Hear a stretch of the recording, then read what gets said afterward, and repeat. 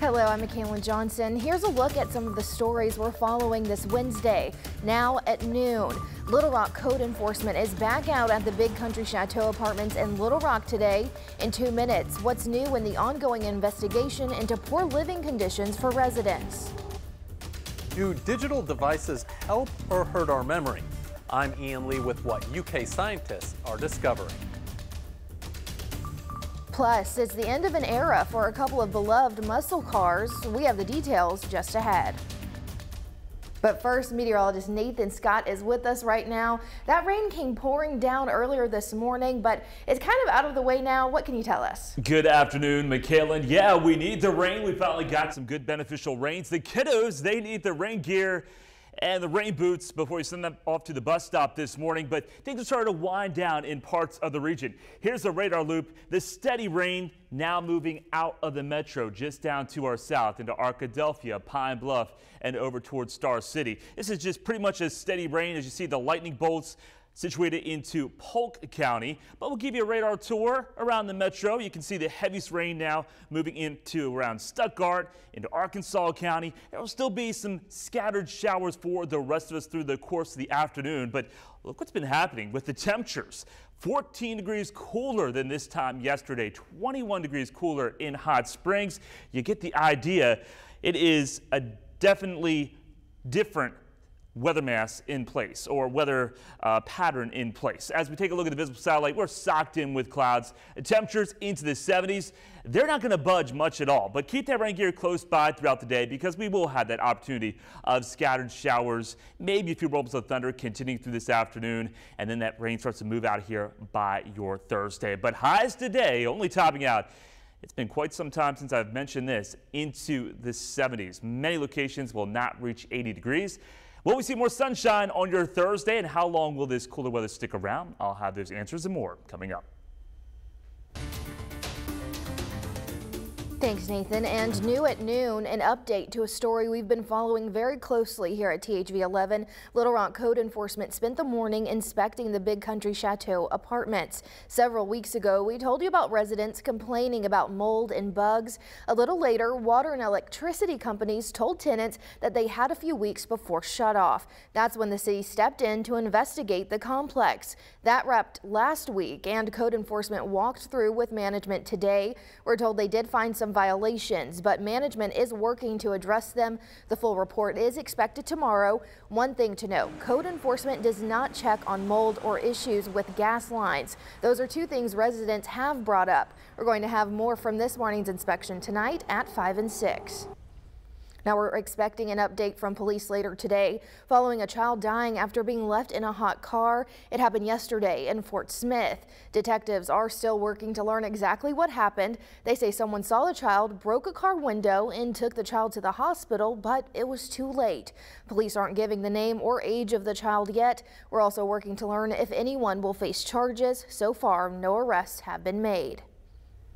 And in another THV 11 update, the number of shootings under investigation from last weekend has increased again, now up to 17. State police discovering 2 additional shootings. On Saturday, shots were fired at a car on I-440 near the Highway 70 exit, but no one was hurt. The other shooting was at an SUV on I-440 near the airport exit. No injuries reported there either. The shootings possibly connected to the arrest of Davis Jones, who was charged with capital murder on Sunday. Now this afternoon, local veteran groups are denouncing an act of vandalism catching the eye of drivers during yesterday's morning commute. You can see someone spray painted over the word veterans on the Veterans Memorial Bridge signs. Most of us know it by the old name, the Broadway Bridge. Both signs on the Little Rock and North Little Rock sides of the river were vandalized. RDOT quickly responded, making repairs within a few hours. And this morning we're learning it was the second time in a week the signs were targeted. In a joint statement, the VFW and American Legion described the vandalism of the signs as incredibly shameful. They went on to say, "It is our hope that those responsible for this act are caught and held accountable."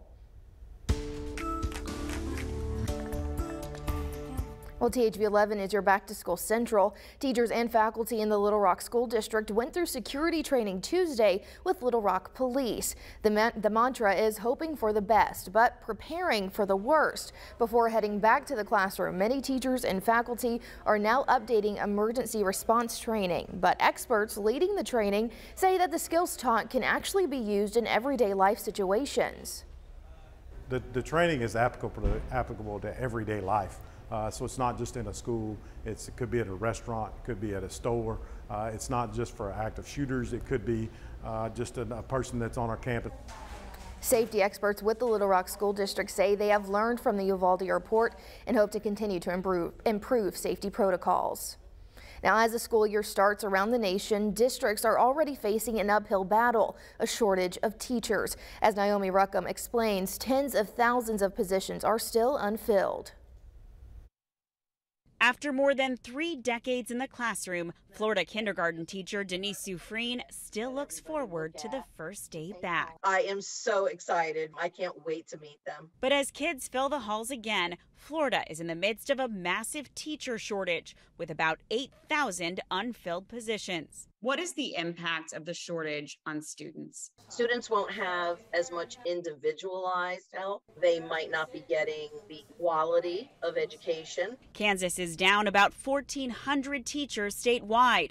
Dallas had 300 positions to fill with just weeks to go. We're hiring on site. And San Francisco is starting the school year short. We can do an emergency permit, emergency credential. We have a perfect storm. Randy Weingarten is the president of the American Federation of Teachers. She says the shortage is due to low pay, politicization of the classroom, and a basic lack of appreciation for educators. We need the politicians to stop making these culture wars and to respect the work we do, respect parents, respect kids, and respect teachers. And that doesn't cost a dime. Some districts are getting creative to bring teachers back to class, offering 4-day work weeks, thousands of dollars in incentives, discounted childcare, and even relaxing the dress code.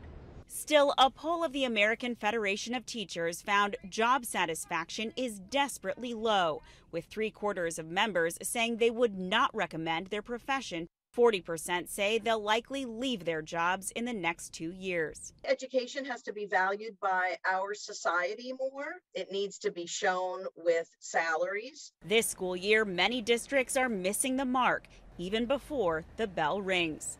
Naomi Ruckham, CBS News. The AFT survey also showed that teachers believe lawmakers haven't done enough to curb gun violence in schools, and 70% said the threat of gun violence affects their school environments.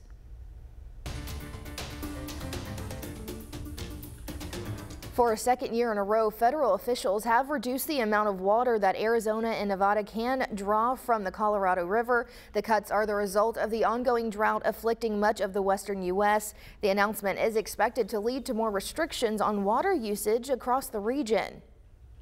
Wyoming Congresswoman Liz Cheney lost the battle for her seat by an even greater margin than polls predicted. Voters there chose to send her Trump-backed challenger to Congress instead. Robert Costa is in Jackson, Wyoming. Our work is far from over. Surrounded by members of a family that have dominated Wyoming politics for decades, including her father, former Vice President Dick Cheney, Congresswoman Cheney accepted defeat. 2 years ago, I won this primary with 73% of the vote. I could easily have done the same again, but it would have required that I go along with President Trump's lie about the 2020 election.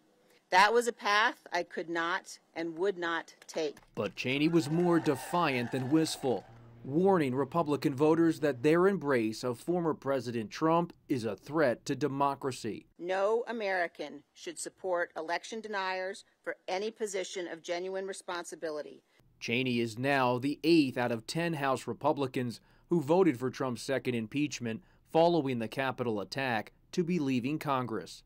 Trump posted last night that Cheney can finally disappear into the depths of political oblivion, and he congratulated Hageman, who has baselessly claimed the 2020 election was rigged against Trump. We're all very grateful to President Trump, who recognizes that Wyoming has only one congressional representative, and we have to make it count. But Wyoming's Republican primary voters ultimately had the final say. Liz Cheney has done absolutely nothing in the last 6 months except her hatred for Trump. Cheney's allies say she is considering a bid for the White House in 2024. But before making that decision, she plans to keep busy as the vice chair of the January 6th committee, which continues to probe the former president's conduct. I will do whatever it takes to ensure Donald Trump is never again anywhere near the Oval Office, and I mean it. Robert Costa, CBS News, Jackson, Wyoming.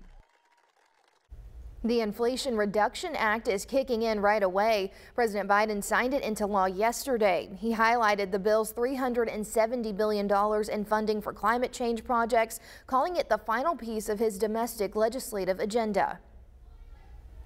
The Biden administration canceling nearly $4 billion in student debt. The move will impact more than 200,000 students who attended ITT Technical Institute. The department will automatically cancel all remaining federal student loans for those who attended from 2005 to September of 2016. The school shut down after the government pulled federal funding because it failed to show it was in compliance with some accreditation standards. Our phones help us do everything from documenting special moments to navigating where we want to go. But can they help us with our memory? The answer when the news at noon returns. And there's still some rain showing up on live radar. I'll have a look at that. Talk about how long these much cooler temperatures will be sticking around next.